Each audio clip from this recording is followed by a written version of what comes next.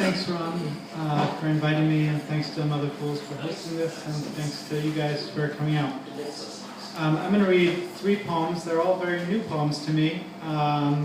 Each one will take about 5 minutes to read of the 3 poems.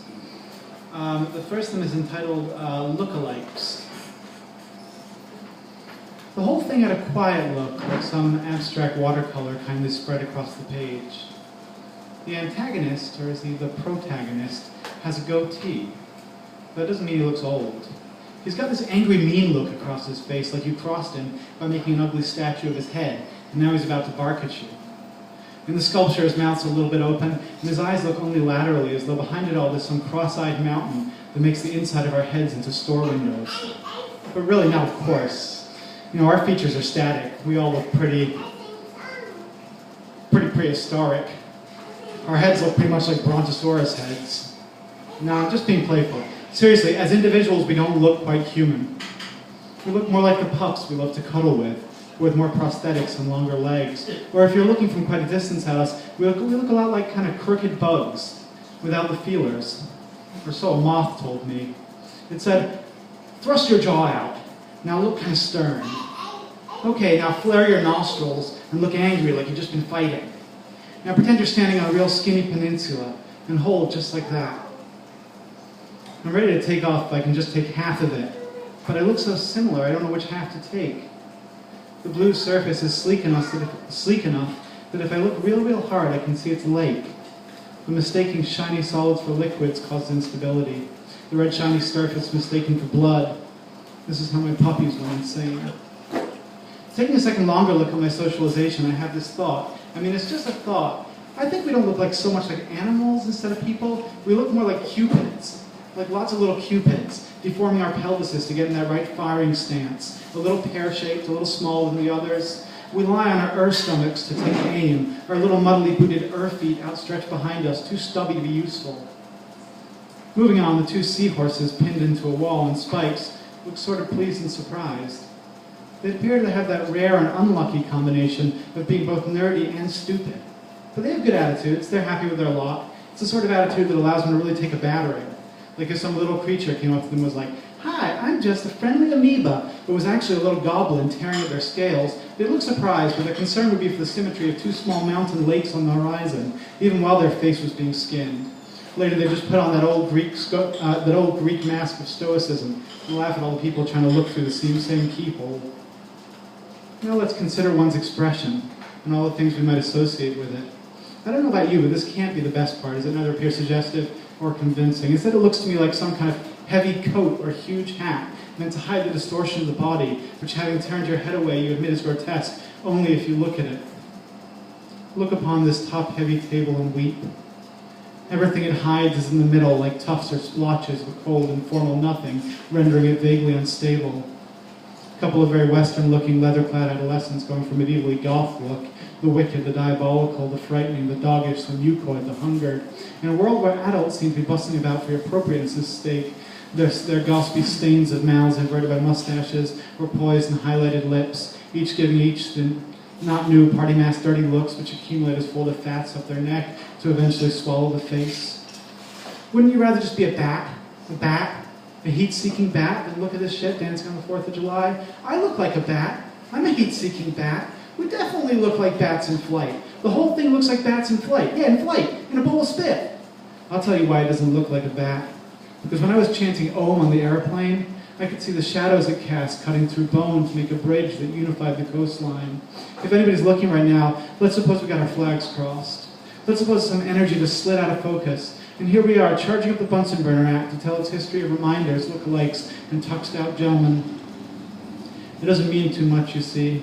The men and women here are not trying to climb a tree. It looks more like they're working on proportions, waiting for something to come to mind, for something to roughen the edge, get large enough in proportion so it looks more like humans than anything else. The second of these poems is called Perhaps. We didn't know what we were perched on, but we were perched on podium-like boxes. We looked at each other. "Don't ask me what we're perched on," I wrote. Your hat is perched on your head like some antenna that transmits only lies, some misshapen antenna, that though it picked up a nice pattern, a perfect pattern perhaps, it was the pattern of a perfectly beheaded beaver. Ugh! Its tail stretched and wound around its back legs. Well, some might suggest that's no perfect picture. That same some might never have actually picked up a deer head and dropped it down a perfectly symmetrical hourglass, erring all the way down. That same some might never have been clubbed on the ankle by so-called details and then immediately pelted with what looked like crustaceans, forming a pattern of perfectly symmetrical bruises across some of their body. So okay, there should be more connecting tubes here. But I'm a snob, I'm never pleased. Definitely crustaceans. And though I wish to appear perfectly happy in this little scene, I remain never able to weave through to the other side of that perforated screen. Some type of incessant pattern doubling, that though it's not moving, looks perfectly still. They have a saying in the big circus where they actually perform this shit. Never turn your back on the runway, they say, but I turned my back on it. And though perhaps it looked like a circus performance, it was a high fashion show. And down below I was wearing high-heeled slippers and Petrushka loungewear, the designer insistently whispering to me, "Look like you're reading a magazine," and then turning back to the golden retriever puppy litter dressed as firefighters to say to their handler, "They're little dogs who've just committed a murder. They've just committed a murder. Let's see it in their gaits." Here a magazine, there some kind of look. It's all just a ritual dance, I guess. A rigorous balancing act of a caricaturism of one kind and another, that if it happens to catch each other's eye in the middle of performing, some small trick, perhaps, gets a glimpse of what it looks like. Or not. Like two people, or like a look-alike, or like each other. Imagine faces positioned nose to nose, performing some sort of last stand on a small stage, but still managing to each look in some opposite direction. This recalls me scarfing down the ceremonial bangers and mash to the primitive enthusiasms of a personal trainer. The plate now empty of platitudes while we keep the circle running. Now I'm running around in circles searching for that perfume bottle. Where did we keep the perfume, baby? Oh, perhaps it's in the badger pelt where you left it. And when I rubbed it, something resembling a genie came out. It came out bending over. And before I could catch its weird face, it was already zooming out and away, lost like any one of the others. Prominently now, with background on both sides of it, there's a large bent piece of metal on the leopard skin rug. Or perhaps slightly less prominently, with soup frothing out from both sides of it, there's a boiling pot of soup on the bearskin rug. A carrot, or perhaps a boat's coming down slowly from north to south to land at an angle over the... That's awkward. Not quite sure what happened there. Lost in a lot of heavy foliage with a distinct cluster of leaves on the top. Enough to hide my youth in where a young, or perhaps just a wild and faded blood clot, amorphous in shape, each side painted red. If I were the head of some large and growing finance group, if I were one of those jet set types with my own custom-designed airplane in the shape of a horseshoe crab or something, would I now know my way out of this body and into its parts? Like, would I know what it's like to be only a particular thorax versus, like, only a pituitary gland? Would the four small negated chambers of my metaphysical heart be cool with the slightly narrowed supporting role they'd have to play in view of the overall picture and the special knowledge it's pointed out? A long-pointed missile, phallic in form, is in pole position with a head-on view of its target, which is a minimal water collection of the basin of a dried-up stone fountain with an equally phallic and mythologically immovable sword lodged into its rock. I'm now sitting before a fireplace with a rug and 4 chairs and some variety of hairy crawling insect just walked by. Simultaneously, I'm in a Starbucks in Vail, Colorado, and I'm considering the issue of formal complaint. Nearby, though the bloom of his youth is lost, the man standing and searching for a seat is either attractive or intriguing, I can't tell. And though I take up only one seat in the fireplace arrangement, it appears unclear to others whether the other seats are free. Resting both my hands on his shoulders, it's 8 a.m., and reminded of my last night's dream, I whisper, "Perhaps you are up in a tree of some kind, and perhaps, and unfortunately, you're a turtle.